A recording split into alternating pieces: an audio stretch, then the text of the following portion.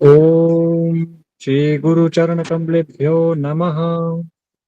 हरिः ओम जजाग्रतो दूरमुदेति देवं तदसुप्तस्य तथैवैति दूरंगं ज्योतिकां ज्योतिरेका तन्मे मनः शिव संकल्पमस्तु। हरिः ओम।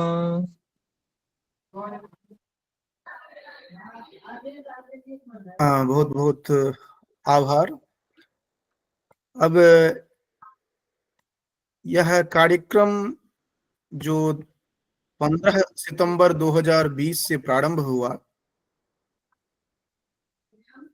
उस कार्यक्रम को लेकर के हम लोग निरंतर पाक्षिक एक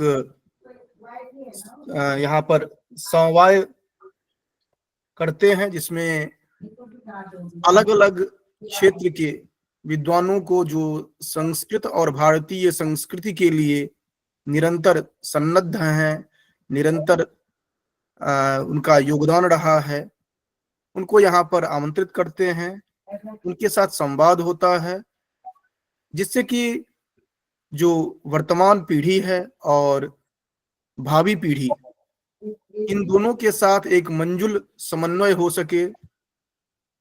संस्कृत के धरातल पर, संस्कृत से संदर्भित जो भिन्न भिन्न कार्य हो रहे हैं, उस धरातल पर कार्य हो सके। इन्हीं को ध्यान में रखते हुए यह संस्कृतांतर वीक्षा, संस्कृत साक्षात्कार की पुण्यशालिनी धारा, यह निरंतर है। यह धारा 3 रूपों में प्रवाहित होती रही है। प्रथम श्रृंखला के रूप में, जिसमें कि वैदेशिक विद्वानों को लिया गया था। द्वितीय धारा रही, जिसमें कि पारंपरिक चर्चाओं को लेकर के हम लोग आगे बढ़े थे। तृतीय जो हुआ, इसमें नवोन्मेषशालिनी प्रतिभा से संवलित जितने भी विद्वान रहे हैं, उनको यहाँ पर लाया गया। यहाँ मूल रूप से दिया गया है कि युवा जो हैं उनको ही यहाँ पर स्थान दिया गया है। युवा का अभिप्राय है जो सृजनात्मक शक्ति से युक्त हैं, इन्हें युवा के रूप में यहाँ पर रखा गया है। यहाँ पर आयु या अन्य पक्ष को नहीं ध्यान में रखा गया है।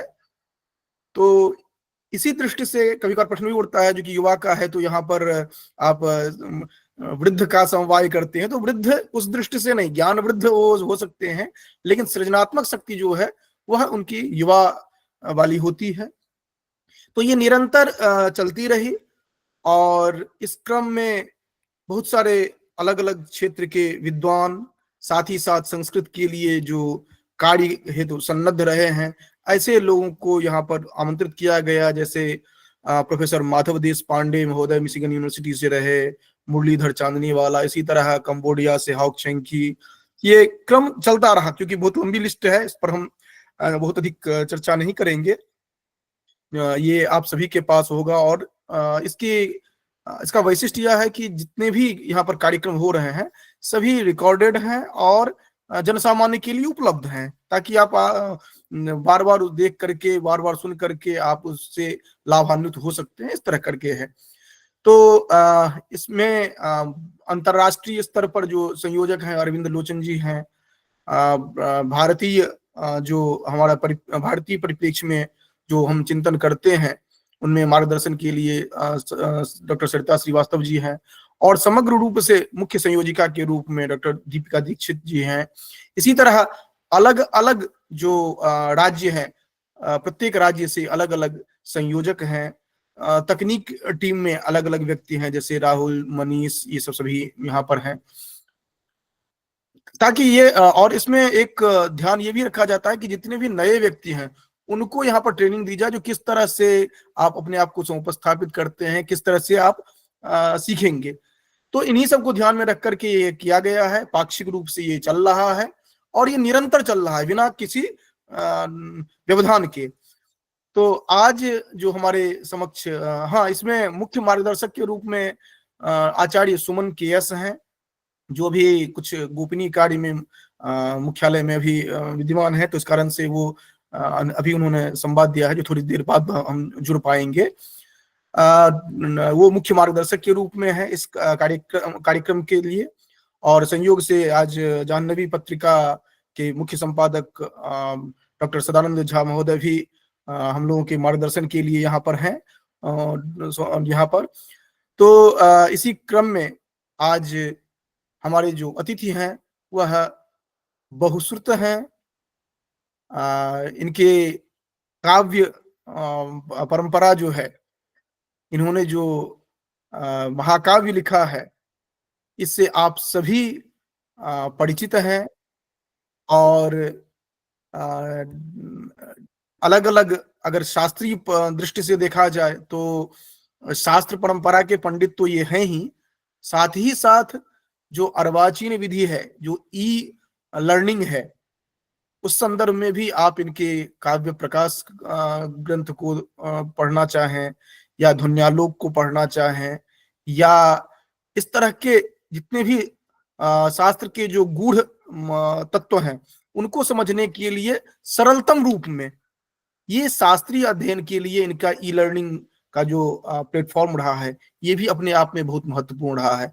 तो एक तरफ आप काव्य धारा की बात करें, दूसरा शास्त्रीय धारा की बात करें, दोनों ही संदर्भों में ये हमारे लिए मार्गदर्शक के रूप में है। और निश्चित रूप से आज जो हम लोग यहाँ पर इनके साथ संवाद करेंगे तो बहुत कुछ हम लोग लोक परंपरा में जो काव्य है, क्योंकि कहा जाता है कि जो भी यह साहित्य हम देखते हैं वह समाज में जो चल रहा होता है उसी का दर्पण के रूप में आप देखते हैं। तो वो आज आपको समझ में आएगा, क्योंकि इस तरह ये गंभीर दिखने वाले, लेकिन जब आप सरिता निर्झरणी देखेंगे तब आपको समझ में आएगा। तो हम अब अधिक विलंब न करते हुए हम यहाँ पर जो आज के हमारे अतिथि हैं उनका औपचारिक वाक कुसुम से स्वागत करते हैं। और इसके साथ ही साथ जो यहाँ पर दर्शक दीर्घा में लगभग 20 से अधिक विद्वज्जन बैठे हुए हैं, उन सभी का मैं स्वागत करता हूं। साथ ही साथ हमारे टीम जो निरंतर इसमें संलग्न रहे हैं उनका भी स्वागत है, ताकि और ऊर्जा के साथ आप आगे बढ़ें। और आगे बढ़ने से पूर्व हम डॉक्टर रमेश चंद्र नैलवाल से आग्रह करते हैं कि आप एक औपचारिक स्वागत जो होता है वाक कुसुम से, ये आप आज के जो अतिथि हैं, क्योंकि आप यहाँ पर बाबा साहब भीमराव अंबेडकर विश्वविद्यालय में सहायक आचार्य के रूप में यहाँ पर हैं और आप काव्य रसास्वादन में दक्ष हैं, तो आप उनके काव्य परंपरा जो है उनको ध्यान में रखते हुए महोदय का औपचारिक स्वागत आप करें। डॉक्टर रमेश चंद्र नैलवाल जी। जी धन्यवाद।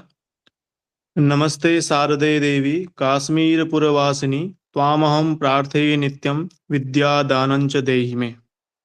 नमः सभायै सभापतिभ्यश्च। आज जैसे कि हम देख रहे हैं, संस्कृतांतर वीक्षा जो वास्तव में एक ऐसा प्लेटफॉर्म है जिसमें हम न केवल जो संस्कृत क्षेत्र में, या हम उसको और विस्तृत या स्पष्ट शब्दों में कहें, भारतीय ज्ञान परंपरा को लेकर के जो मनीषी बिना किसी अपेक्षा भाव से कार्य कर रहे हैं उनको यह मंच प्रदान करती है। और हम देखते हैं कि पाक्षिक रूप में इसकी निरंतरता और इसमें जो विद्वान आते हैं वो उस रूप में हमको समाज में बहुत लोग ऐसे भी आते हैं कि जो उस रूप में चर्चित नहीं है, उनके बहुत सारे ऐसे कार्य हैं जिनसे हम परिचित होना चाहिए, लेकिन किसी कारणवश हम उनसे परिचित नहीं हो पाते हैं। लेकिन इस यहाँ पर ये संस्कृतांतर वीक्षा की सरणी में हम ऐसे विद्वानों को पाते हैं। और जो हमारा पिछले कार्यक्रमों का अनुभव है, ऐसे बहुत सारे लोग हैं जो कार्य कर रहे हैं और हम उनसे आज तक अपरिचित थे, या और जो नई विधाएं में कार्य हो रहे हैं, ऐसे बहुत सारे विद्वान यहाँ पर आमंत्रित किए जाते हैं। आज उसी श्रृंखला में हमारे बीच में प्रोफेसर नीरज मिश्र जी, जो उत्तराखंड संस्कृत विश्वविद्यालय, जो एक प्रतिष्ठित विश्वविद्यालय, वहां पर आचार्य पद पर आप सुशोभित हैं, और हमने पूर्व में भी अपने केंद्रीय विश्वविद्यालय में सर को सुना है। और उस दिन जो सर का व्याख्यान हुआ था अत्यंत सारगर्भित, अत्यंत विस्तृत, मतलब सारगर्भित होते हुए उसमें इतनी गंभीरता और खासकर साहित्य को लेकर के आज जो एक चर्चा चली है, कैसे साहित्य को समाज के सामने प्रस्तुत किया जाए, उसकी वास्तविकता क्या है, उस रूप में हमने सुना।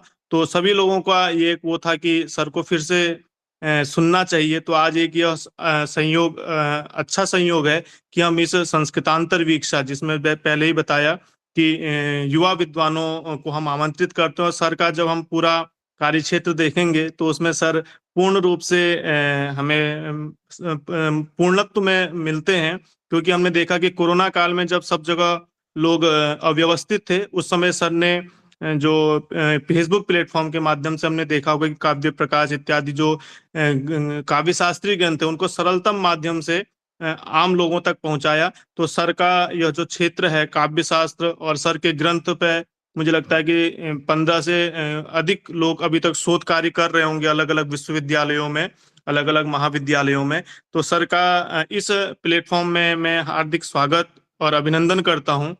और हम आज जो हम कविता की जो वास्तविकता है उसको आज हम समझेंगे कि कैसे जो आज का जो हॉलीवुड बॉलीवुड ये सारे जो गीत हम सुनते हैं वो कैसे हमारी प्राचीन परंपरा को आधृत बना करके, या वहीं से वो कहेंगे कि कॉपीराइट या उसका अनुसरण वो लोग कर रहे हैं।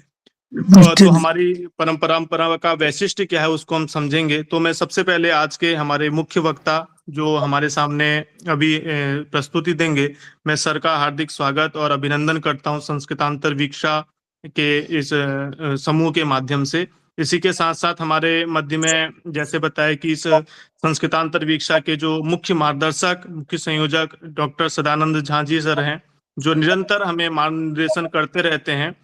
सर का मैं हार्दिक स्वागत करता हूं। डॉक्टर सुमन केएस सर जो इसके मुख्य निर्देशक जो निर्देशन करते रहते हैं, आज वो किसी कारणवश हमारे बीच में यहाँ पर नहीं आ पाए हैं, शायद हो सकता है कि आगे जुड़े। मैं उनका भी हार्दिक धन्यवाद ज्ञापित करता हूं, उनका भी स्वागत करता हूं। साथ ही साथ जो भी यहाँ पर कार्यक्रम के संयोजक सारे लोग हैं, doctor Vipin Kumar Jha ji, doctor संयोजिका doctor Deepika Dixit जी, इसमें पुष्पदंत जी हैं, और भी अन्य जो इसमें जुड़े हुए सभी श्रोतागण हैं, मैं सभी का हार्दिक स्वागत और अभिनंदन करता हूं। और क्योंकि अब जो प्लेटफॉर्म है वो सर का है, और सर हमें शायद अगले जो हमारे 40-45 मिनट है वो हमें शायद पता नहीं लगेगा कब वो बीत जाएगा। हमारे में तो लग रहा हो कि एक एक मिनट भारी हो रहा है। तो मैं अब इसको सर का स्वागत करते हुए सर को आमंत्रित करता हूँ जी। चलिए, अब मुख्य जो कार्य है उसकी ओर हम लोग अग्रसर होते हैं, और हम माइक मुख्य संयोजिका डॉक्टर दीपिका दीक्षित महोदया को सौंपते हैं। और इसमें हम एक मध्य में जुड़ेंगे, जो कि हमारे मुख्य मार्गदर्शक मध्य में जुड़ेंगे, तो उनका अंत में उद्बोधन रखते हैं इस तरह। दीपिका जी। बहुत बहुत धन्यवाद सर, और आमंत्रित अतिथि विद्वान जी को मेरा सादर नमन। यहाँ पर उपस्थित सभी आदरणीय जनों को मेरा नमस्कार। और जैसा कि औपचारिक रीति से हम सभी का हार्दिक स्वागत यहाँ पर हो चुका है, अभिनंदन हो चुका है, तत्पश्चात जो संस्कृतांतर वीक्षा की जो जिज्ञासा प्रश्न स्थली है उसमें आपका पुनः एक बार फिर से स्वागत है। और जैसा कि महोदय जी की आत्म परिचिति से ज्ञात होता है, तो इतनी सारी जिज्ञासाएं उत्पन्न होती हैं, कौतूहल मन में जाग जाता है। समय सीमा यदि ना हो तो हमें लगता है कि प्रश्नों की संख्या अनेक हो सकती है, और हो भी क्यों ना, ऐसे जो आदरणीय विद्वान हमारे समक्ष उपस्थित हैं आज, जिनकी जीवन यात्रा, अध्ययन अध्यापन की जो आज तक की यात्रा रही है, उनकी जो सशक्त लेखनी है, उसके माध्यम से उससे हम सभी आज प्रत्यक्ष उसका अंगीकार कर पाएंगे, उसको सुन पाएंगे।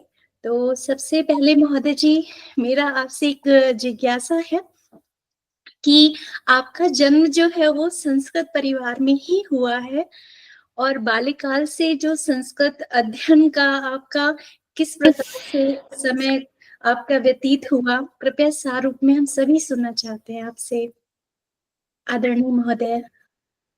सर्वप्रथम सादरम नमो नमः सर्वेभ्यः। आज मेरा सौभाग्य है कि आपके सामने मैं उपस्थित हूँ, और मेरा विशेषतः सौभाग्य इसलिए है कि आज मैं स्क्रीन पर देख रहा हूँ पंडित प्रवर माननीय सदानंद झा जी उपस्थित हैं, जो मेरे परमादरणीय गुरु रहे हैं, और इनके सानिध्य में रह के, या ये कहिए कि इनके चरणों में बैठ करके हमने शास्त्रीय कक्षा पास की है, और वो हमारे सामने उपस्थित हैं। ये मेरे लिए बहुत बड़ा अहोभाग्य का दिन है। चलिए, अब मैं, जो आपका प्रश्न है, ये बात है 1970 के दशक की, जब मैं प्रायः 5 क्लास पास करने के बाद 6ठी क्लास में आगे बढ़ने को उत्सुक था। 7वीं तो पास कर गए मिडिल स्कूल में, 8वीं में जाने के लिए उस समय 5 रुपए या कुछ रुपए फीस लगा करते थे हाई स्कूल में।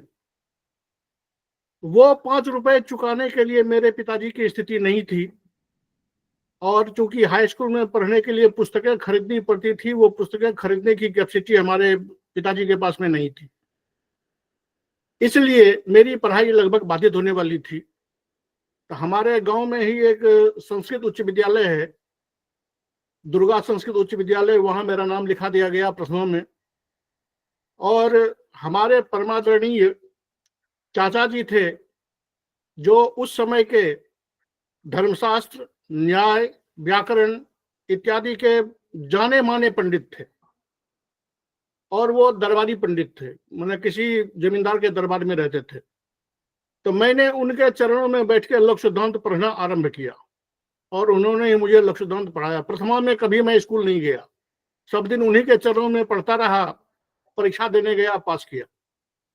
उसी क्रम में मध्यमा पास किया। वहीं से उपशास्त्री में आने के बाद मैं राजकीय महाविद्यालय भागलपुर में है, वहां से उपशास्त्री किया। लेकिन सत्य बता रहा हूं, भले आप लोगों को लगे कि ये संस्कृत पढ़ के ऐसी बात बोल रहे हैं, लेकिन चूंकि आप सभी यहाँ उपस्थित हैं, तो सत्यता कभी मैंने कोई गलत काम नहीं करती है, सत्य सत्य होता है। वस्तुतः मैं उपशास्त्री यानी इंटर पास कर गया, मेरा जी नहीं भरा। मैंने समझा कि ऐसी पढ़ाई से बेपढ़ाई बेहतर है, ऐसी पढ़ाई न पढ़े तो बेहतर है। मैं वहां से चला कि पढ़ने के लिए कहाँ जाऊं, तो मैंने सुन रखा था कि दरभंगा में विश्वविद्यालय है, दरभंगा देखा नहीं था। मैंने ट्रेन पकड़ी और पहुंच गए दरभंगा। दरभंगा में जब पहुंचा तो वहां कुछ लोग ठग मेरे पीछे पड़ गए, क्योंकि मैं नया था। कुछ लड़कों ने ठग करके मेरे पास में जो पैसे थे वो सारे खाना पीना खा लिए। कहानी खत्म, मैं हो गया खाली हाथ। जिस विद्यालय में मेरा नाम लिखवा दिया गया, वहां न बैठने का ठिकाना था, न पढ़ने का ठिकाना था। संयोग से मेरा भाग्य ठीक था कि एक आदमी मिल गया, उन्होंने हमको बताया कि लगमा में एक विद्यालय है, आप वहां चले जाइए, वहां आपको अच्छी पढ़ाई मिलेगी। मैं लगमा पहुंचा, जहां ये जगदीश नारायण ब्रह्मचर्याश्रम है। वहां पहुंचने के बाद वहां मेरा नामांकन हुआ, और शायद मैं पहला छात्र था उस विद्यालय का जिसको शास्त्री में नामांकन नहीं दिया जाने वाला था, क्योंकि उस समय मुझे श्लोक पढ़ना नहीं आता था ढंग से। मैं शास्त्री में आ गया था, ये सत्य है।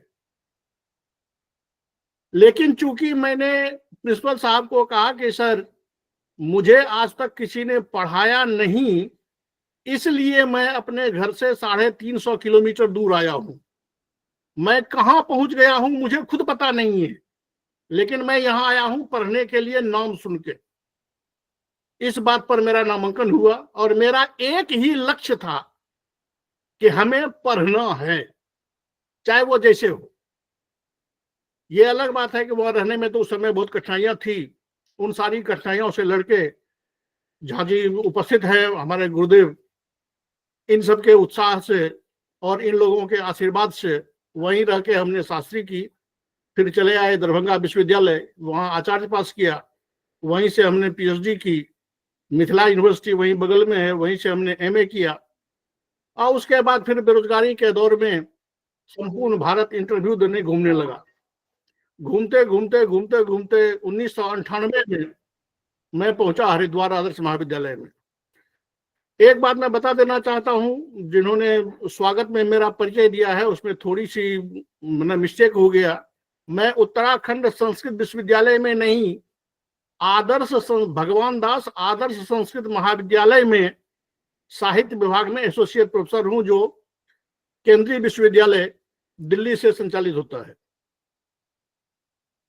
अब 1998 के बाद मैं यही हूं। इससे पहले मैंने सरस्वती शिशु मंदिर, Saraswati Vidya Mandir, DAV public school, central high school, इन सब में कहीं 6 महीने, कहीं साल भर, कहीं 1.5 साल इत्यादि काम करते हुए 1998 के नवंबर में मैं हरिद्वार पहुंचा। और हरिद्वार पहुंचा तो बस हरिद्वार का होकर रह गया, और आज तक मैं यहीं जमा हुआ हूं। आप लोगों ने हमारी लेखनी को सराहा है, सबका उत्साह है, सबका सहयोग है, गुरुदेव का आशीर्वाद है, अब तक चल रहा हूं, आगे ईश्वर की इच्छा।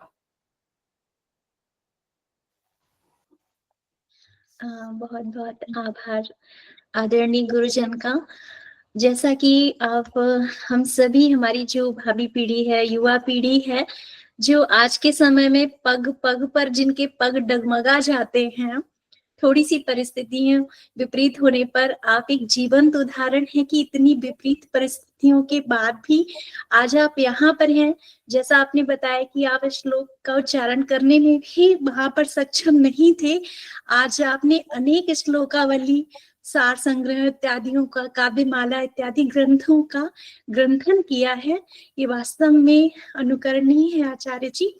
और इसी क्रम में मेरी दूसरी जिज्ञासा यह है कि महोदय जी, संस्कृत के प्रसार निमित्त आपने व्यक्तिगत रूप से किन प्रकल्पों को अभी तक मूर्त रूप दिया है, हम सभी सुनना चाहते हैं।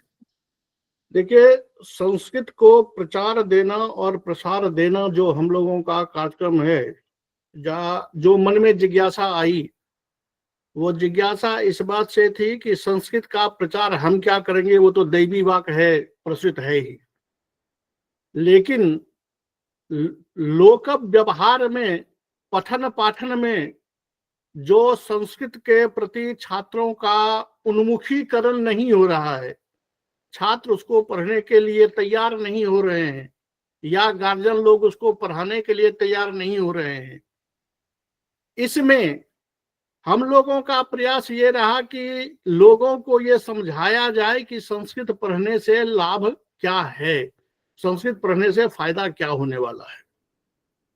उसमें शुरू में तो संस्कृत भारती की ओर से बहुत सारे छात्रों को तैयार किया, और आज ये सुखद अनुभूति होती है कि जिन छात्रों को संस्कृत सिखाया उसमें प्रायः 80% या 90% के लगभग आज कहीं न कहीं अच्छे पदों पर कार्यरत हैं।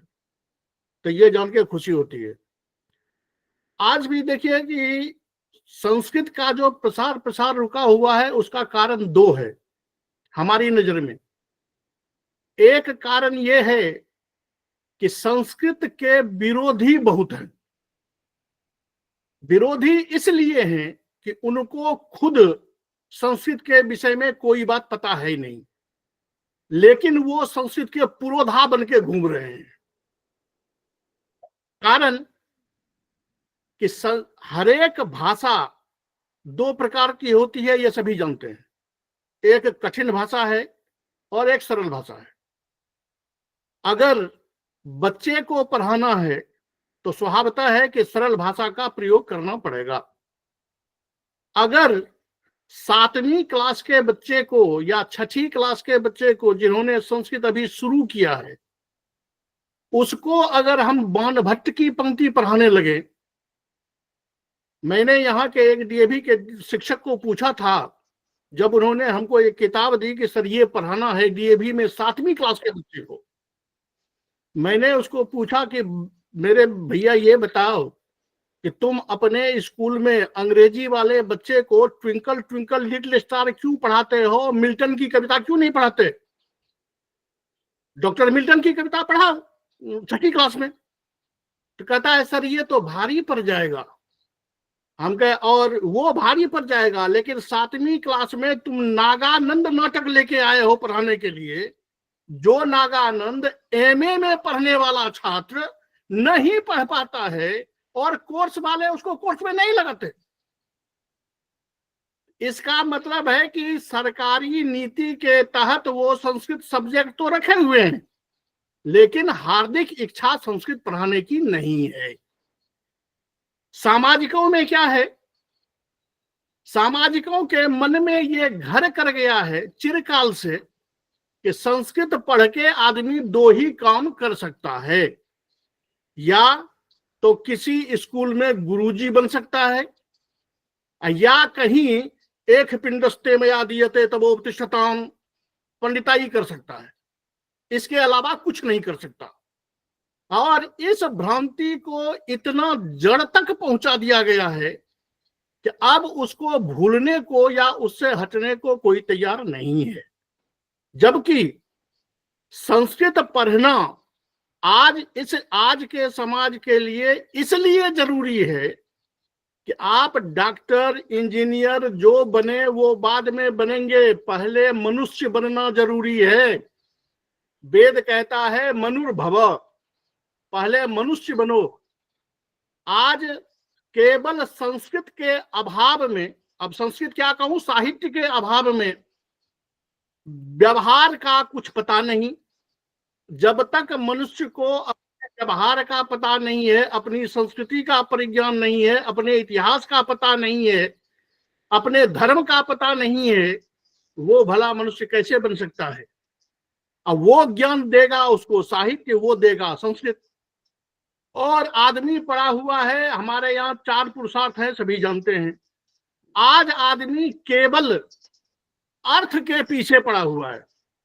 3 पुरुषार्थ समाप्त है, ना आगे धर्म है, पीछे मोक्ष की तो भाई कोई बात ही छोड़ दीजिए। यानी हमारी स्थिति क्या है? क्रम हमारे यहाँ है धर्म अर्थ काम मोक्ष, ये क्रम है। आज हमने धर्म को हटा दिया, पीछे से मोक्ष को हटा दिया, तो बच गए क्या? आगे नाथ न पीछे पगहा, बिना छान के कूदे गधा। वो स्थिति हमारी है। तो जब धर्म के बिना हम अर्थ कमा रहे हैं तो स्वभावता है कि वो अर्थ उचित काम में नहीं जाएगा। अब काम का अर्थ भी बदल गया। इसलिए इसी 2 के चक्कर में पड़े हुए हैं। ये ज्ञान कब होता है आदमी को? जब वही बेटा जिसको आपने अंग्रेजी पढ़ाया कि पैसा खूब कमाएगा, वो बेटा जाता है अमेरिका, और माँ बाप यहां से कहते हैं कि बेटे एक बार तेरा मुंह देखने को मन करता है, कहता है पैसा भेज देता हूं, वृद्धाश्रम में चले जाओ, वृद्धाश्रम में तेरा कमरा बुक कर दिया है। जब वो कमरा बुक कर देता है तब उनको याद आता है कि ओहो ये तो नालायक हो गया। भैया वो नालायक हुआ नहीं है, उसमें हमारी कम गलती नहीं है, क्योंकि हमने शुरू से उसको कभी नहीं अपना धर्म पढ़ाया, कभी नहीं अपनी संस्कृति पढ़ाई। माता पिता के प्रति बच्चे का क्या दायित्व है ये हमने उसको नहीं पढ़ाया। इसको पढ़ाने के लिए हमको साहित्य में आना पड़ेगा, और साहित्य जो है वो संस्कृत में मूल रूप से अवेलेबल है, तो वो मनुष्य को मनुष्य बनाएगा। इसलिए आवश्यक है सबसे पहले संस्कृत का नॉलेज होना चाहिए। उसके बाद मैं ये नहीं कहता कि संस्कृत ही पढ़े केवल वो, संस्कृत पढ़ के वो मनुष्यता को ग्रहण करे, जहां विनयता का पाठ है, नम्रता का पाठ है, भाईचारे का पाठ है, बंधुत्व का पाठ है, विश्व बंधुत्व की भावना है, समेसन कल्याण की भावना है, सर्वे भवन्तु सुखिनः सर्वे सन्तु निरामयाः का भाव है। इस भाव को पहले वो संग्रहित करे, और ये बात बचपन में रहे बैठे तो हृदय में अस्थाई भाव बन के बैठता है। लेकिन जब उसके बचपन में जो हृदय प्लेन पेपर है, उस पर जब अन्य भाषा की अन्य संस्कृति की गंदगी बैठ चुकी हो, ऊपर से हम अपनी संस्कृति को कितना भी समझाएं तो वो कम समझते हैं। इस प्रयास में ये तो ठीक है कि जैसे चिरंतन काल बहुत काल लगा है उसको जमने में, संस्कृत को हटने में भी बहुत काल लगा है, तो अब संस्कृत को जमने में भी टाइम लगेगा, ये भी सत्य है। लेकिन प्रयास सफल इस बात पे है कि आज हम आपके यहां से ही देख लीजिए कि 15 दिन में ये कार्यक्रम हो रहा है, कम से कम 20-25 लोग तो यहाँ उपस्थित हैं अभी, न जाने इससे कितने लोग सुनेंगे। तो जितने लोगों तक ये पहुंचेगी तो क्रमशः वो विस्तार में जा रहा है। ये हमारे लिए एक स्वर्णिम राह दिखा रहा है कि हम जिस राह पे चल रहे हैं वो राह हमारा सही है, और एक दिन भारत का भाग्योदय फिर से होने वाला है, और ये समाज सुधरेगा, इसी संस्कृत के बल पे सुधरेगा। बहुत बहुत आभार आदरणीय महोदय जी का। और आपने आज की पीढ़ी और युवा पीढ़ी के लिए एक नवीन मार्ग प्रशस्त किया है, और एक जो पठन पाठन की शैली है केवल कि इसको पढ़कर क्या मिलेगा, हम हमेशा फल में ही लगे रह रहे हैं, मिलेगा क्या मिलेगा, ज्ञानार्जन की ओर नहीं जा रहे हैं। और हमें लगता है आपने जैसा बताया कि ज्ञानार्जन ही सबसे बड़ा लाभ है, क्योंकि अर्थ लाभ कुछ समय के बाद वो तो व्यय हो जाएगा, पर ज्ञान का जो लाभ हमें मिलेगा वो चिरकाल तक, अनंत काल तक रहेगा। तो आभार महोदय जी। और इसके नंतर हमारी एक और जिज्ञासा है आपसे इसी संदर्भ में कि आपने भ्रष्टाचार, गरीबी और बेरोजगार जैसे ज्वलंत विषयों पर लेखन कार्य किया हुआ है। एक लेखक के लेखन का क्रांति के द्वारा समाज में व्याप्त विसंगतियों को कैसे बदला जा सकता है, कृपया इस पर दृष्टिपात कीजिए। साहित्य इसीलिए है कि साहित्य को समाज का दर्पण कहा जाता है। समाज का दर्पण से मतलब है कि साहित्य उल्टा के आप देख लीजिए, उसकी जो कथा है, उसका जो श्लोक है, उसमें आपको तत्काल का जो समाज है वो समाज पन्ने पर दिखे, वो होता है साहित्य। इसीलिए साहित्य का मतलब वो नहीं है कि केवल हम लेख लिख के इतना मोटा किताब इकट्ठा कर दें तो वो साहित्य नहीं होता। इसीलिए साहित्य का प्रमापक सहृदय है। सहृदय ने अगर स्वीकार किया तो वो काव्य है, अन्यथा वो काव्य नहीं है। और सहृदय उसको तब स्वीकार करेगा जब आपके द्वारा वर्णित विषय उस सहृदय के हृदय में प्रविष्ट होकर के उसको आह्लादित करेगा, यानी वो खुशी होगा कि ये तो मेरी बात कह रहे हैं। अब उस बात को अगर आपने अपने जीवन में अनुभूत किया है और उस अनुभूति को बेबाकी से अक्षर में परिणत कर सकते हैं। यहाँ 3 स्टेज होता है साहित्य में कि एक तो आपका अनुभव, उस अनुभव को शब्द में पिरोना, क्योंकि शब्द नहीं है वो, बल्कि आपके हृदय में अनुभूत जो तथ्य हैं उसको आपने एक कलाकार की तरह शब्द की मूर्ति बनाई है, और उस मूर्ति की फिनिशिंग इतनी बेहतरीन होनी चाहिए कि वो जो ही सहृदय के हृदय में पहुंचे तो वो फिर से उसी तत्व को जगाए जो तत्व अनुभूत आपके हृदय में है। अगर ये तीनों अपनी जगह पर राइट है तो कवि जो कहता है वो सहृदय स्वीकार करता है और तब सहृदय वाहवाह करता है। कालिदास ने जो भाव आज से 2000 साल पहले लिखे, आज जब सहृदय पढ़ता है तो वो देखता है कि इस परिस्थिति में पड़ा हुआ व्यक्ति यही बात सोच सकता है। इससे ये प्रमाणित हो रहा है कि हमारा शरीर बदलता है, समाज बदलता है, इन्वायरमेंट बदलता है, लेकिन ये भावनाएं जो हैं ये वही हैं सब दिन, जिसको हमारे महनीय आचार्यों ने अस्थाई भाव और व्यभिचारी भाव के रूप में जो गिन दिए हैं 34वें विचारी भाव के रूप में, उससे ज्यादा कोई भाव नहीं है। तो भाव वही है। अब भाव जगाने की क्षमता, जिसको रसवाद में जाकर के हम कहते हैं साधारणीकरण, तो वो साधारणीकरण की तीनों प्रक्रिया सही होनी चाहिए, तब जाकर के वो काव्य साहित्य बनता है। तो कवि को दो गुण होना चाहिए लेखक को। एक तो उस विषय को उसने अनुभूत किया हो, स्वयं देखा हो, स्वयं उस परिस्थिति से गुजरा हो। दूसरा, उस चीज को बिना किसी डर, बिना किसी भय, बिना किसी दबाव के उसको वह शब्द रूप में परिणत कर सकता हो।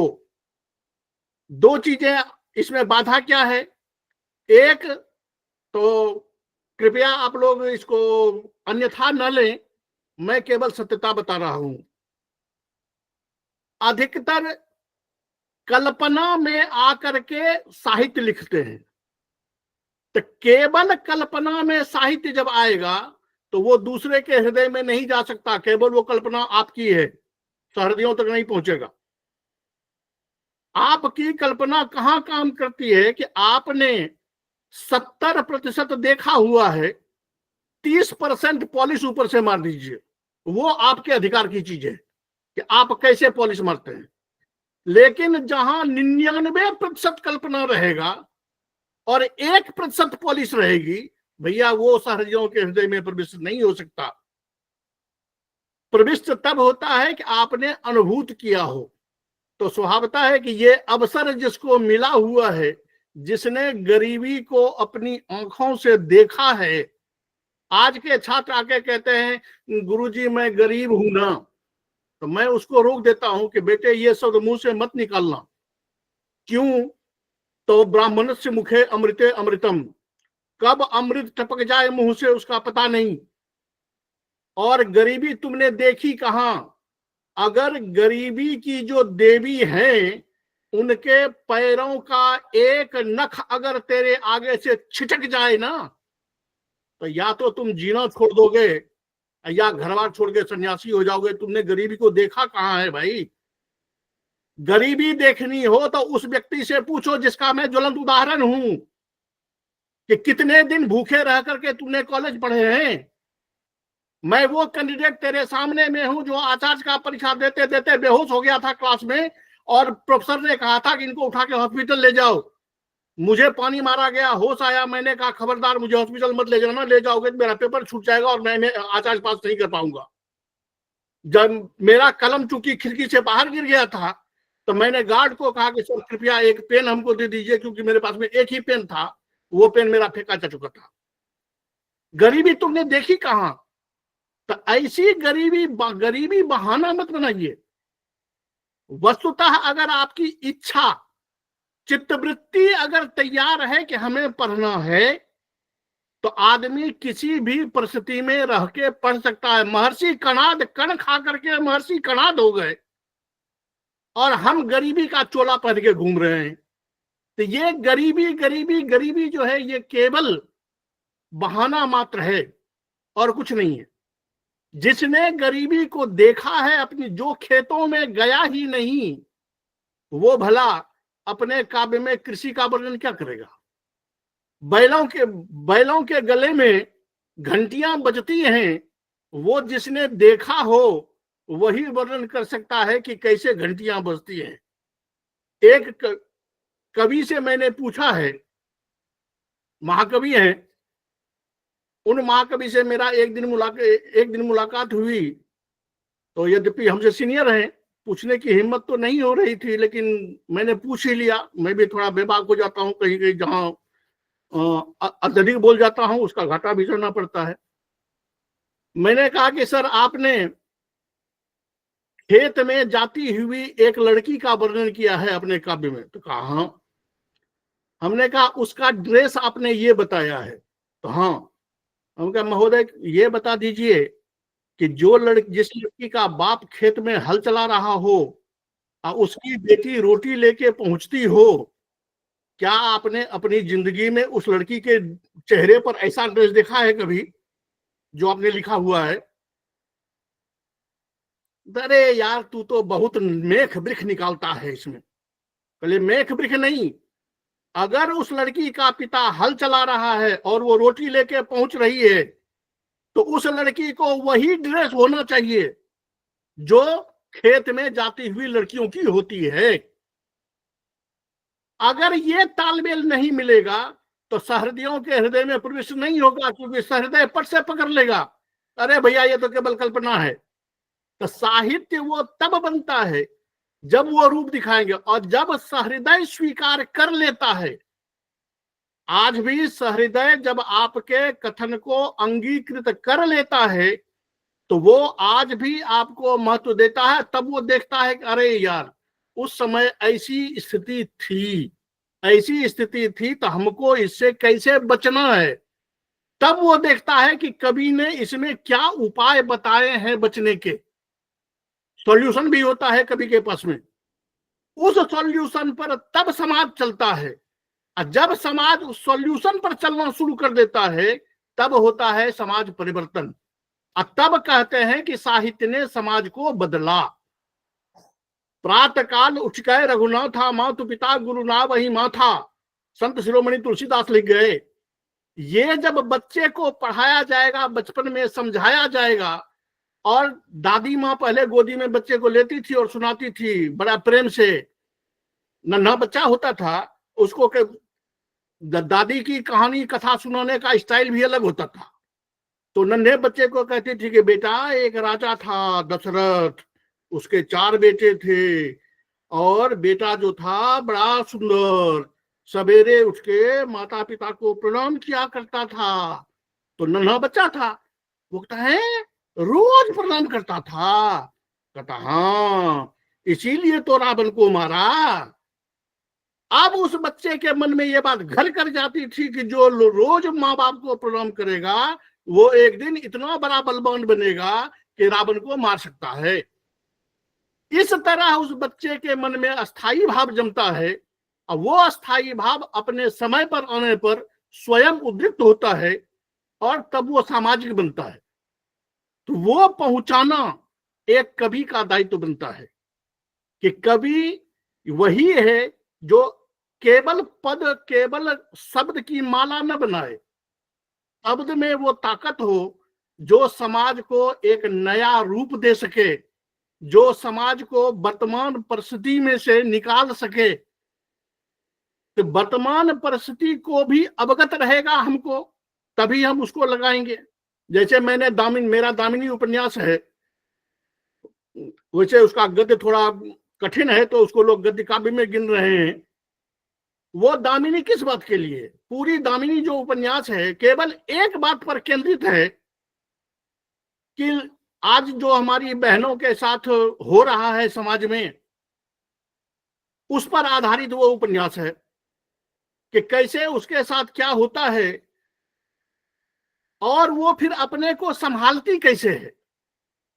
संभालने वाले दुनिया में नहीं है ये बात नहीं है, ठीक है, परसेंटेज कम है, लेकिन है। अगर हम ढूंढें तो वो मिलेगा, और उसको लेकर के फिर वो अपना जीवन संभालती है। तो कैसे परिवर्तन हो सकता है? अब उस कहानी के क्रम में समाज के सारे भ्रष्टाचरण को दिखा दिया गया कि कहाँ क्या भ्रष्टाचार चल रहा है, उसको कैसे आप संभाल सकते हैं।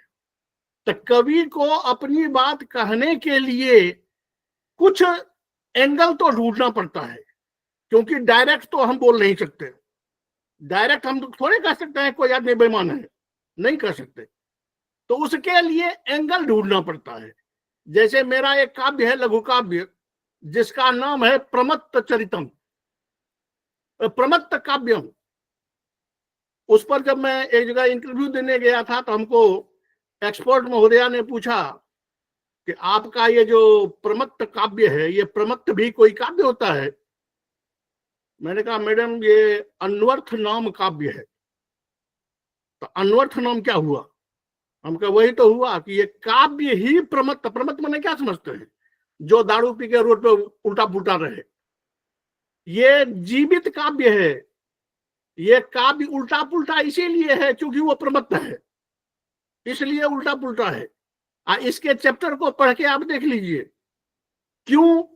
तो जब तक वो प्रमत्त नहीं होगा तो जितनी बातें वो बोल रहा है, समाज की जितनी बुराइयों को वो उजागर कर रहा है, वो नहीं कर सकता। आप कहोगे कि ये शब्द आपने कहां से लाए, कि ऐसा नहीं किया जा सकता। तो मैं एक बार पश्चिम बंगाल में कहीं था, खादानी इलाके में, तो एक पीने वाले आदमी को हमने पूछा, मजदूर को, कि अरे भैया तू पीता क्यों है, आज दिन में ही पी लेता है। तो उसने एक लाइन कही थी, उन दिनों में शास्त्री में पढ़ता था। कहा, गुरुजी आप नहीं समझते हो ना, ये अफसर लोग जो बैठते हैं ना ऑफिस में, ये बड़ा सूटेड बूटेड आदमी होते हैं, इनके सामने खड़ा होने पर डर लगता है बोलने में।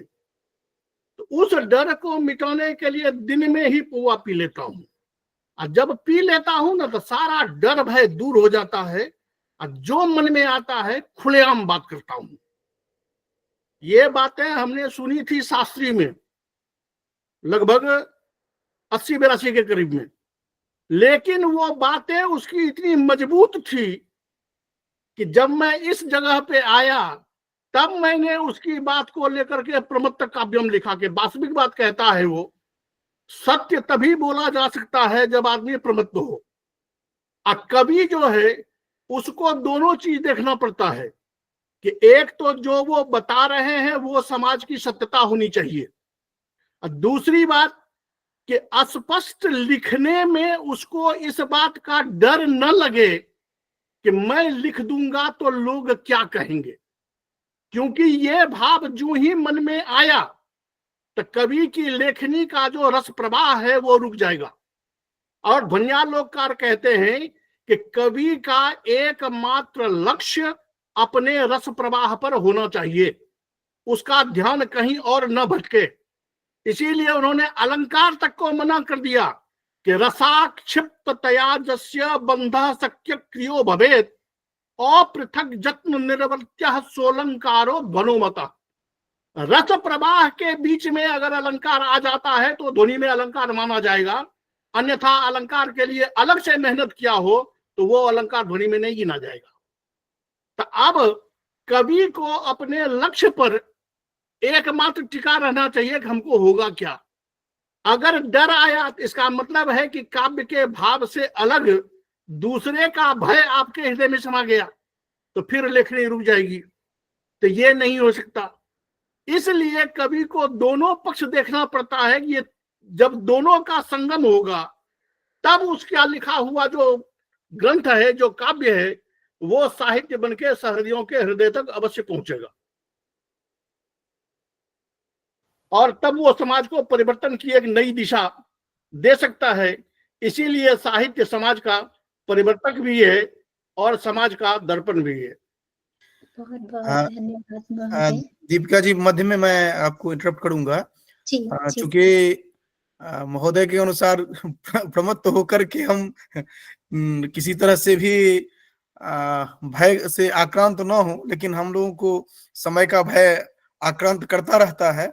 तो आपके पास बहुत सारे प्रश्न होंगे, तो आप उसको समराइज करके कुछ प्रश्नों को लेंगे, क्योंकि मुख्य मार्गदर्शक महोदय भी हमारे समक्ष जुड़े हुए हैं, जाह्नवी पत्रिका के मुख्य संपादक महोदय भी जुड़े हुए हैं, इन सबका भी उद्बोधन 2 मिनट होना है।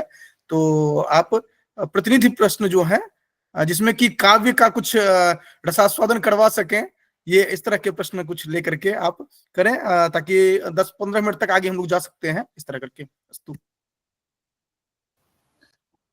जी सर, अवश्य मैं इस बात को ध्यान में रखते हुए अपनी जिज्ञासाओं को कम करने का प्रयास करूंगी। और वैसे भी एक जिज्ञासा करने पर महोदय जी की उत्तर हमें जो प्राप्त हुआ, इसमें मेरी अनंत जिज्ञासाएं का शमन हो गया है स्वयं भी।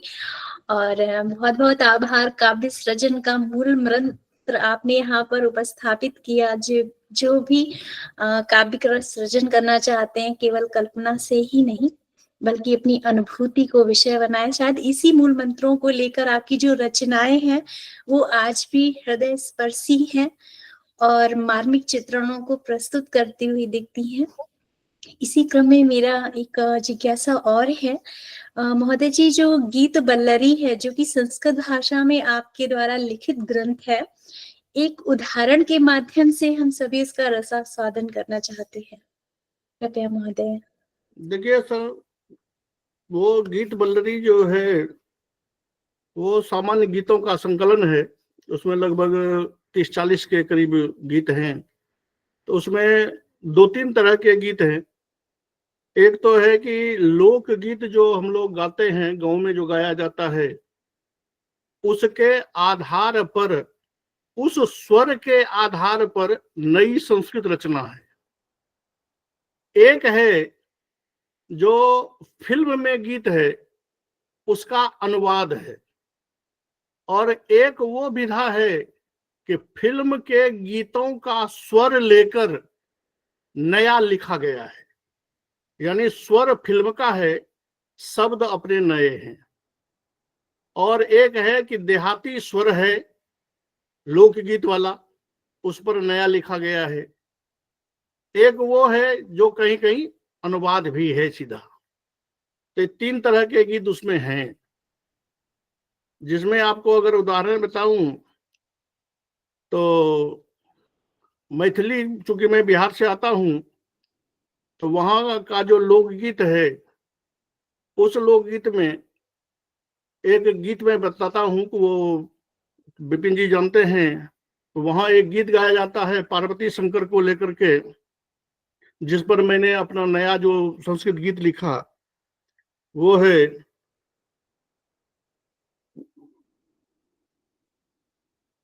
गिरिजा गे गे इच्छति है मम कांतो गतः कुतो प्रातः काले पीत्वा भंगम भ्रमणे यदा गतो वरुणासायां गतो दिने सह वरुणासायां गतो दिने सह तदपि सनायातो है मम कांतो गतः कुतो। हे गिरिजा गेह गेह पृच्छति है मम कांतो गतः कुतो। ये वहां का लोकगीत है। ये एक प्रकार है उस गीतमाला में। एक प्रकार है कि जो अच्छा मैंने बताया कि आपको स्वर जो है वो फिल्म का है और शब्द जो है वो मेरा अपना है, जिसमें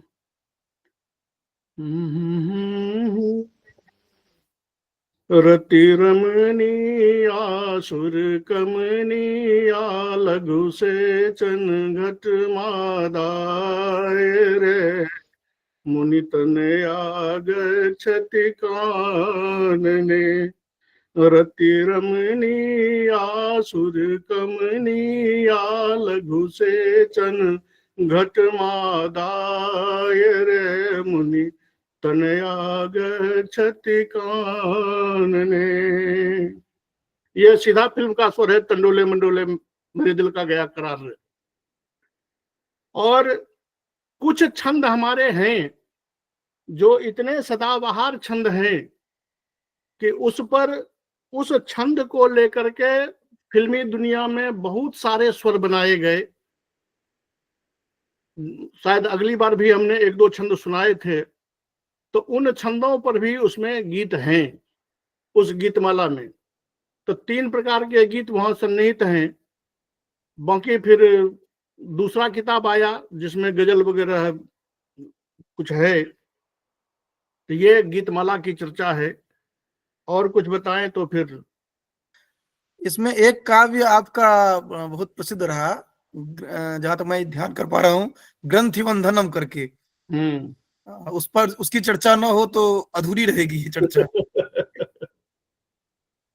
देखिए, संस्कृत महाकाव्य का जो दौर है, जो लक्षण हम पढ़ते हैं या पढ़ाते हैं, जो हमारे यहाँ चल रहा है, उस लक्षण के आधार पर तो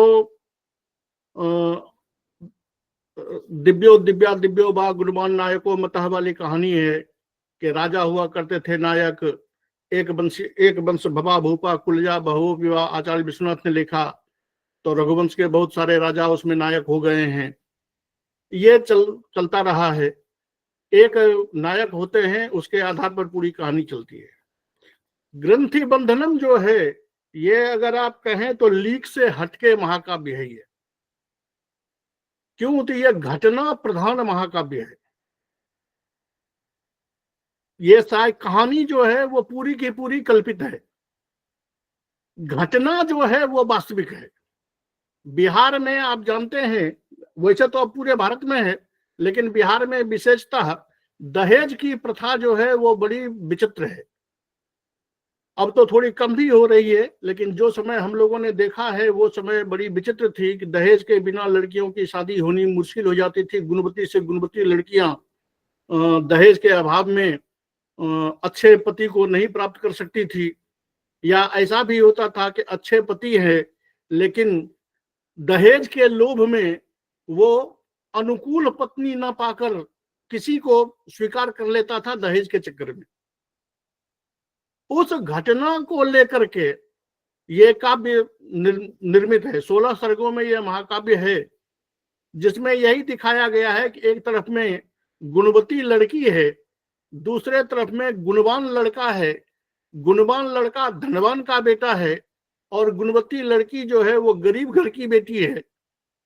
अब दोनों की शादी में क्या क्या समस्याएं आती हैं, जब उसको आप पढ़ेंगे तो वास्तविक पढ़ने में बड़ा मजा आएगा। इसलिए मैं तो कहूंगा कि हर एक आदमी उसको पढ़े जरूर, तब बताएं कि उसका रिजल्ट क्या है, कि कैसे वहां लोग आपस में बात करते हैं, कैसे बात के बहाने वो दहेज लेते हैं, कैसे परस्पर प्रतिवेशी लोग एक दूसरे को चढ़ाते हैं, कैसे दूसरे को उलझाते हैं, कैसे दूसरे को फंसाते हैं। लेकिन अंत में चूंकि कभी को निर्णय भी देना होता है, अंत में जाकर के उसमें निर्णय यही होता है कि गृहिणी का धर्म जो है वो गृहिणी ही घर होता है। नो गृहम गृहमित्याहु गृहिणी गृहमुच्यते। अगर सदवंश चाहिए, वंश को बढ़ाना है, वंश की कीर्ति बचानी है, घर का आधार लाना है, तो लड़की जो है वो गुणवती होनी चाहिए, पत्नी जो है वो गुणवती होनी चाहिए। उसके लिए धन और दौलत कोई काम नहीं आता। तो जो उसमें लड़का है, युवा, वो उस बात पर विश्वास करता है, और चूंकि उस लड़की में सारे गुण हैं, तो फिर सारे सामाजिक मिलके, जब समाज में यह विषय जाता है कि इसकी शादी कैसे होगी, तो समझाया जाता है, तो सारा समाज मिलकर के सहयोग करता है, और फिर उस सहयोग से दोनों की शादी होती है। इसीलिए उसका नाम है ग्रंथि बंधन, कि यह ग्रंथि बंधन यानी पानी ग्रहण। शादी कैसे होती है यही उसमें वर्णित है। और उसमें एक पात्र है तोता। जैसे आपने मेघदूतम पढ़ा है, उसमें मेघदूत है, तो इस ग्रंथि बंधनम में एक तोता है जो दूत का काम करता है। उस दूत का जो वैशिष्ट्य है वो अपने में मायने रखता है। इसलिए वो काव्य वास्तविक घटना से प्रेरित है और घटना प्रधान काव्य है। इसलिए लोगों को पढ़ना जरूर चाहिए कि इसमें वास्तविकता कितनी है, और काव्यता तो है ही।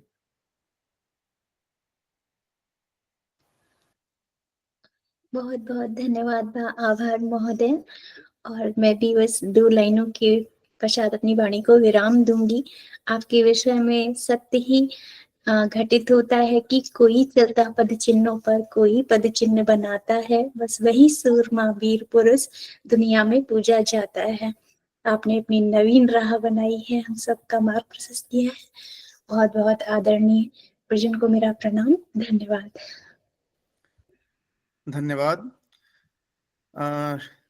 यद्यपि आज के जो हमारे अतिथि हैं, इनका जिस तरह काव्य जगत में जो योगदान रहा है वह निश्चय ही इतना अधिक है जिस पर कि कई दिनों तक चर्चा चल सकती है। उसमें भी वैशिष्ट इनका ये है कि कहा जाता है जो कि लोकानुरंजकत्व होना चाहिए। अभी जैसे प्रारंभ में ही आपने चर्चा की, क्योंकि जो भी हम लिखते हैं साहित्य तभी होता है जो सहृदय तक पहुंच सके वो, निश्चित और निश्चित। उसमें काल्पनिकता जो है वह 30% तक, 30% तक आप अंगीकार कर सकते हैं, 99% नहीं चलेगा। तो ये बहुत महत्वपूर्ण है। यही कारण है कि आप बाणभट्ट पुरस्कार आदि से आपको संभाजित किया गया है। ये सब बहुत कुछ था जो कि हम लोगों को सुनना था, लेकिन चूंकि समय सीमा हमारी निर्धारित होती है, इस कारण से हम जितने जिज्ञासाओं की श्रृंखला जो थी उसमें भी हमने कर्तन किया। लेकिन जो भी है, आज एक बहुत ही अच्छा अवसर भी था कि दोनों गुरु शिष्य भी एक प्लेटफॉर्म पर अभी हैं। हाँ, ये प्रारंभ में ही आपने चर्चा की, तो हम यहाँ पर चाहेंगे जो कि गुरु शिष्य का साक्षात यहाँ पर हो जाए और आशीर्वचन गुरु का हो सके। पहले यहाँ पर डॉक्टर सदानंद झा महोदय से निवेदन है जो कि आपका आशीर्वचन हो। आप हम सबके हमेशा मार्गदर्शक रहे हैं और आज के अतिथि के साक्षात गुरु रहे हैं आप, तो इस कारण से आपका आशीर्वचन यहाँ पर अभीप्सित है।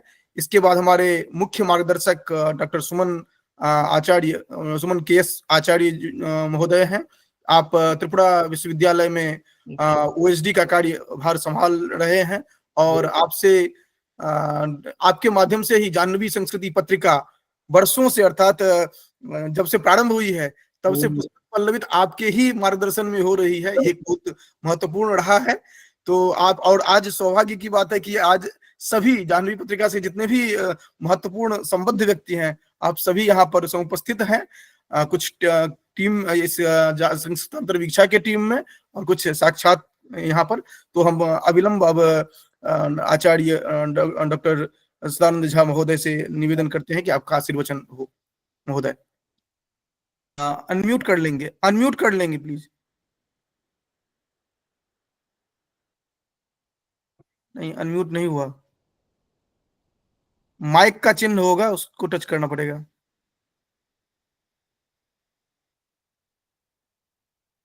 माइक का चिन्ह होगा वहीं पर, लाल रंग नहीं, लाल रंग में तो कट करने का भी होगा। नहीं, जहां आपने अभी किया उसके बगल वाले में।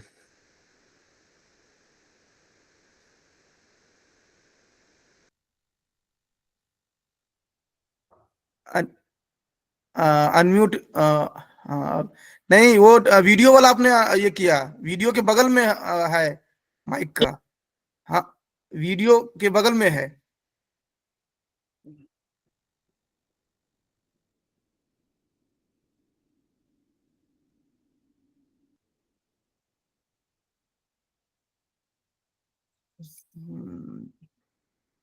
एक नहीं, ये प्रारंभ नहीं हुआ।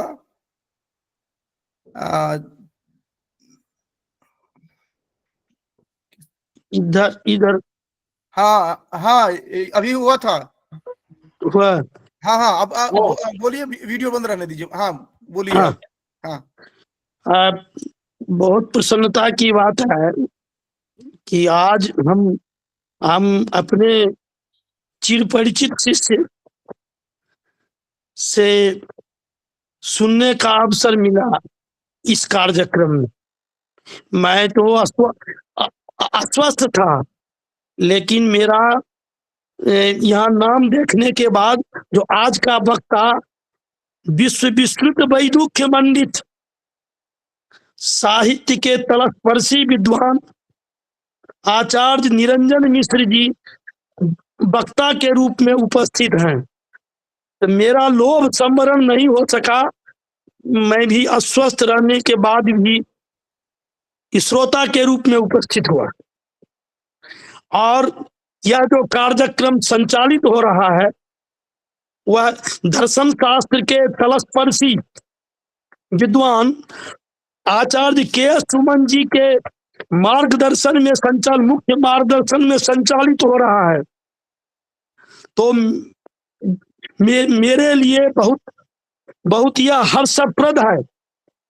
जहां तक हमारे आचार्य निरंजन मिश्र जी का है, तो एक किरात का एक एक श्लोक मैं सुनाता हूं, जहां प्रसंग है जब परशुराम और भीष्म पितामह का है, तो वहां जब युद्ध होता है तो त्रिसप्त कृत्वो जगती पतीनाम हंता गुरुर्जस्य स्वजाम दग्न्य वीर्जावधूत सतदा विवेद प्रकर्षमाधारवसम गुणान।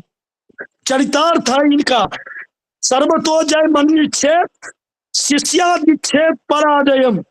तो मैं बहुत आनंदित हूं इनका सार गर्भित व्याख्यान को सुनकर। ईश्वर इनको उत्तरोत्तर भारतवर्ष नहीं विश्व के ख्याति लब्ध विद्वान के रूप में समादृत हो, और यहाँ उपस्थित जितने श्रोतागण हैं उनको मैं आशीर्वाद देता हूँ, सबों को आशीर्वाद देता हूँ। मैं केवल वार्धक्य के कारण ही आशीर्वाद देता हूँ, मैं वैसा पंडित नहीं हूँ के सुमन जैसे हम पंडित नहीं हूँ, आचार्य निरंजन देव मिश्र जी जैसे विद्वान मैं नहीं हूँ, लेकिन मैं वृद्ध तो जरूर हूँ। इसीलिए मैं ईश्वर से मैं कामना करता हूँ इस कार्यक्रम में जितने लोग रहते हैं उन लोगों को साधु साधु मेरा आशीर्वाद और ईश्वर कल्याण करे। इन्हीं शब्द को लेकर मैं विनमित होता हूँ, विराम लेता हूँ। बहुत बहुत आभार। आपका आशीर्वचन ही हम लोगों के लिए प्रेरणा का मार्ग देता है और निरंतर हम लोग आगे कार्य हेतु सन्नद्ध होते हैं।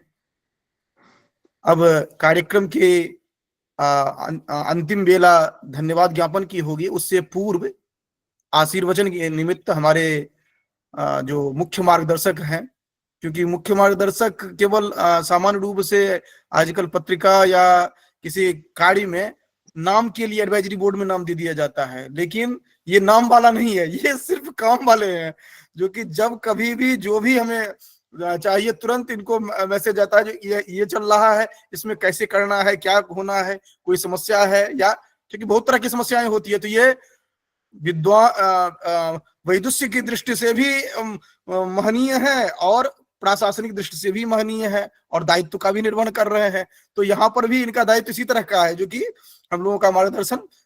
तो आपसे निवेदन है कि आपका आशीर्वचन हो, आचार्य सुमन केस महोदय।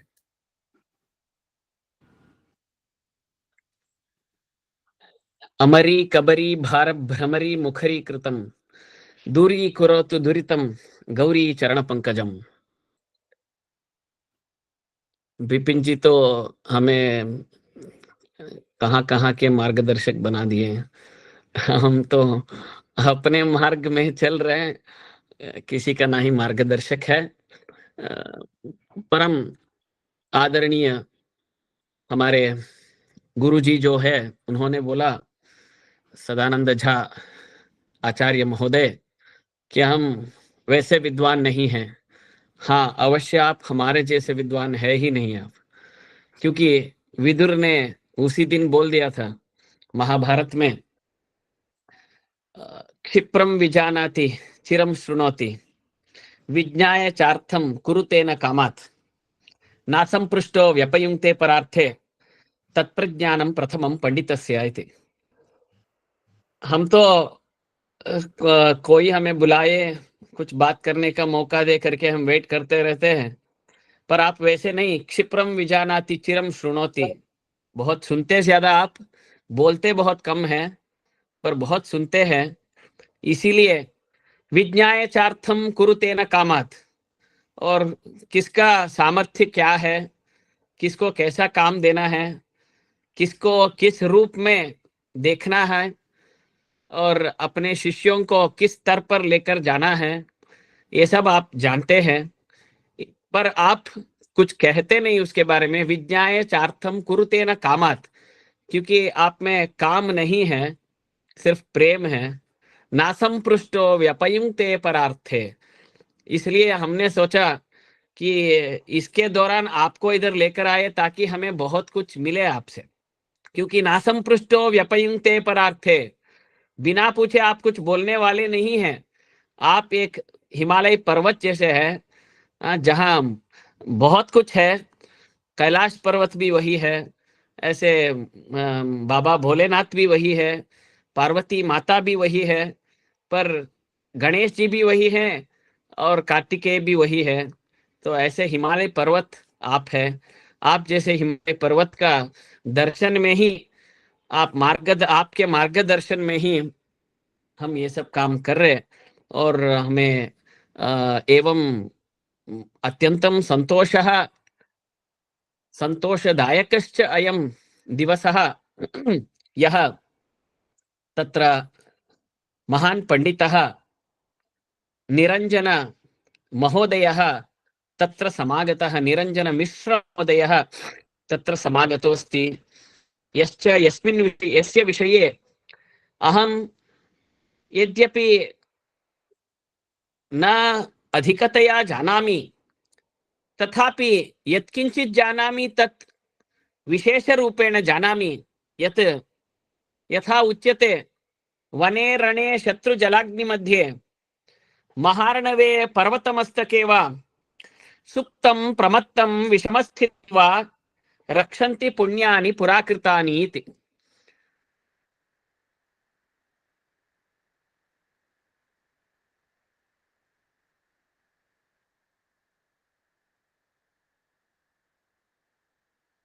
उक्तवन्तः प्रमत्तकाव्यमिति काव्यमेकमहं लिखितवान्, अहमपि प्रमत्तः एव, अन्वर्थनाम्नि वर्तते इदं काव्यमिति, अत एव मया चिन्तितं नूनं एते प्रमत्ताः एव, यतोहि वने रणे शत्रुजलाग्निमध्ये महार्णवे पर्वतमस्तके वा सुप्तं प्रमत्तं विषमस्थितं वा रक्षन्ति पुण्यानि पुराकृतानि। एवञ्च पुराकृतानि यानि पुण्यानि एतेषां तत्र भवतां महाभागानां वर्तन्ते, तान्येव पुण्यानि तेषां जीवने यानि च कष्टानि आगतानि तत्सर्वाण्यपि तिरस्कृत्य एते महाभागाः संस्कृतस्य प्रचारार्थं प्रसारार्थं संस्कृतवाङ्मयस्य सर्वत्र प्रसरणे सर्वदा निरताः वर्तन्ते। अतएव एते महाभागाः न सामान्येषु महाविद्यालयेषु वर्तन्ते, भगवतः दासाः खलु एते, अतः भगवान् दास आदर्श महाविद्यालये एव एते वर्तन्ते। यतोहि यदि प्रथमं भवान् भगवतः दासः भविष्यति चेत् तदैव सर्वस्मात् अपि आपदः तत्र स्वात्मानं उपरिष्ठात् आनीय अनन्तरं निरञ्जनसाम्यम् उपैति, यथा उच्यते खलु तत्र किं मुण्डकोपनिषदि वर्तते। मुण्डकोपनिषदि यदा पश्यते रुग्मवर्णं कर्तारमीशं पुरुषं पश्यते तदा पुण्यपापे विधूय विद्वान् निरञ्जन परमं साम्यम् उपैति इति अस्ति। एवञ्च एते महाभागाः तत्र सदानन्दं प्राप्य अनन्तरं भगवतः दासाः भूत्वा इदानीं निरञ्जनाः अन्वर्थकनामधेयाः वर्तन्ते। किन्तु सामान्यतः अद्वैतवेदान्ते वा वेदान्ते एवम् अस्ति यत् प्रथमं तत्र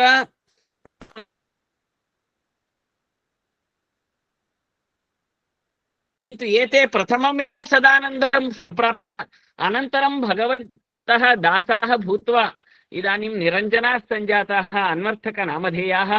यतोहि सदानंद झा महोदयान् गुरुवर्यान् सम्प्राप्य भगवान् दास महाविद्यालये तत्र आचार्याः भूत्वा इदानीम् अन्वर्थकनामधेयाः सन्ति। एवञ्च एते महाभागाः तत्र नूनमेव स्वकाव्य वैशत्येन अस्मान् सर्वान् अत्यन्तं प्रीत्या आदरितवन्तः।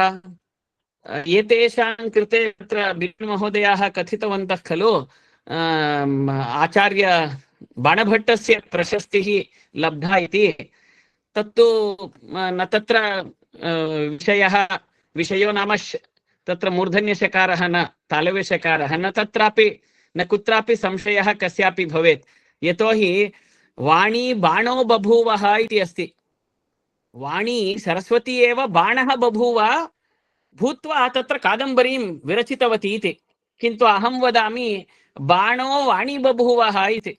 बाणः एव प्रशस्तिरूपेण एतेषां महाभागानां तत्र इन्द्रियेषु स्थितः वाणीरूपेण इदानीम् अस्माकं समक्षं समागतवान् वर्तते, यस्य आनन्दं वयं सर्वेपि तत्र प्राप्तवन्तः। इदमिदानीमेव एतादृशमहोदयाः एव संस्कृतस्य प्रचारणे प्रसारे सर्वदा कटिबद्धाः वर्तन्ते। येषां कृते पौनः पुण्येन वारं वारम् अहं नतमस्तकः भवामि। एतेषां महोदयानां सन्दर्शनेन वयं सर्वे पुलकिताः पुनीताश्च वर्तामहे इत्युक्त्वा अहं मद्व्यापारात् विरमामि। तत्र भवतां बिपिन झा वर्याणाञ्च एवं दीपिका दीक्षित महोदयानां सर्वासाञ्च सर्वेषाञ्च कृते नति तति समर्प्य विरमामि। नमो वाकं प्रशास्महे। धन्यवादाः। भवन्तः कार्यवशात् बहिः सन्तः अपि भवन्तः अत्र अस्मिन् कार्यक्रमे संयुक्ताः सञ्जाताः इति अस्मत्कृते सौभाग्यप्रदोऽयं विषयः। कार्यक्रमस्य अन्ते आप कुछ कहना चाह रहे हैं आप? एक मिनट। हाँ हाँ, इससे पूर्व शैलजा धन्यवाद के लिए रेडी रहेंगे। हाँ महोदय। सर्वेषाम् अत्र उपस्थितानां विशेषतः एते ये महान्तः उपस्थिताः सन्ति तेषां कृते धन्यवाद ज्ञापनात् प्राक् एतत् निवेदयामि यत् ये श्रोतारः अत्र सन्ति यथेच्छं श्रुतवन्तः भाषण के दौरान, क्योंकि जब मैं बोलने लगता हूं तो फिर मेरा अपना वो अंदर प्रवाह जो है वो फिर कोई बांध देखता नहीं। तो अगर कुछ गलत हो गया हो तो वो हमें लौटा देना, और आपके अनुकूल हुआ हो तो वो आप रख लेना। एतदेव विनिवेद्य सर्वेभ्यो धन्यवादं विज्ञाप्य अहं विरमामि। धन्यवादाः भवन्तः। नहीं, आपने जितनी चर्चा की यहाँ पर वह लौटाने योग्य कुछ नहीं है। यहाँ पर हम लोग और अधिक श्रवण के लिए समुत्सुक थे, चूंकि हमारी समय सीमा है, इस कारण से हम आगे नहीं बढ़ सके। कार्यक्रम के अंतिम प्रभाग में धन्यवाद ज्ञापन की एक औपचारिक परंपरा है। यदि हम सभी एक ही परिवार के हैं, फिर भी एक औपचारिक परंपरा है जिसका निर्वहन शैलजा कर रही है। शैलजा, यदि लौटाने से इंटरेस्ट के रूप में और कुछ मिलेगा तो हम लौटा देंगे। बहुत अच्छा, आप छोड़ने वाले आप नहीं है। ये एक यहाँ पर हम ये भी निवेदन करना चाह रहे थे कि ये एक प्लेटफॉर्म जो है, इसमें हमने प्रारंभ से ही एक ऐसा रखा है जो कि नवीन जो व्यक्ति हैं उनको विशेष रूप से ट्रेनिंग मिले। ऐसे ही अर्थात कच्चे घड़े को लाते हैं पका घड़ा बने, तो इस तरह से यहाँ पर सभी को अवसर दिया जाता है। तो इसी श्रेणी में हमारे टीम में जितने लोग हैं वो उनको इसलिए अवसर दिया जाता है। तो इस क्रम में आज शैलजा की बारी है, तो शैलजा धन्यवाद ज्ञापन हेतु। सभी को मेरा सादर प्रणाम।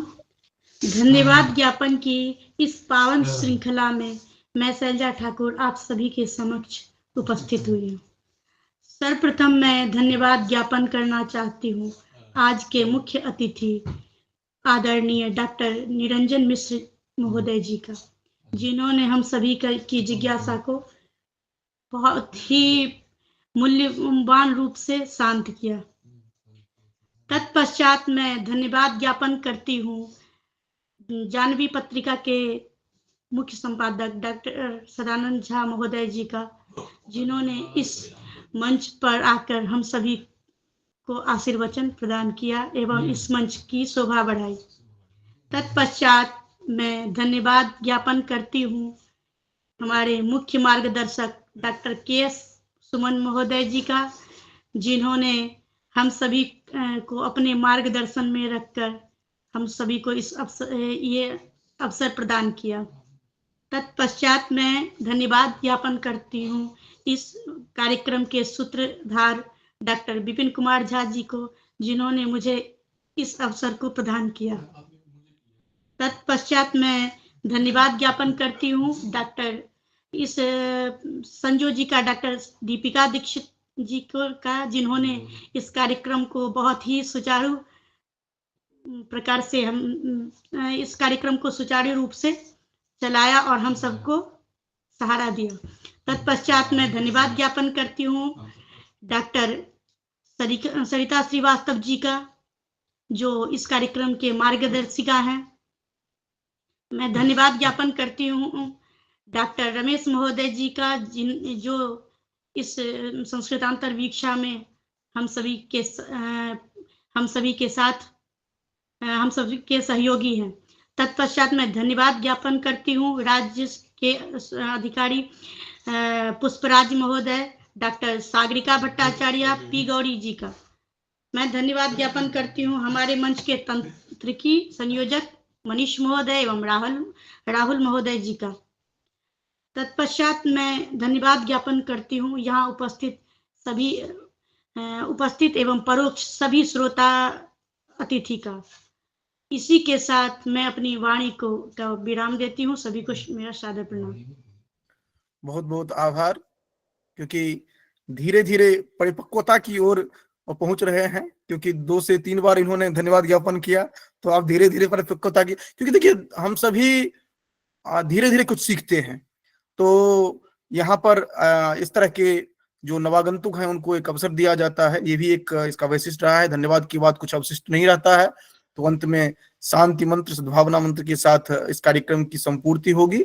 तो सभी संवित रूप से ओम सर्वे भवन्तु सुखिनः, सर्वे सन्तु निरामयाः, सर्वे भद्राणि पश्यन्तु, मा कश्चित् दुःखभाग् भवेत्। ओम शांति शांति शांति। सभी को बहुत बहुत आभार। अतिथि महोदय की अनुमति से इस कार्यक्रम को यहीं पर विरमित किया जाता है। अगली श्रृंखला में अगले पाक्षिक रूप से हम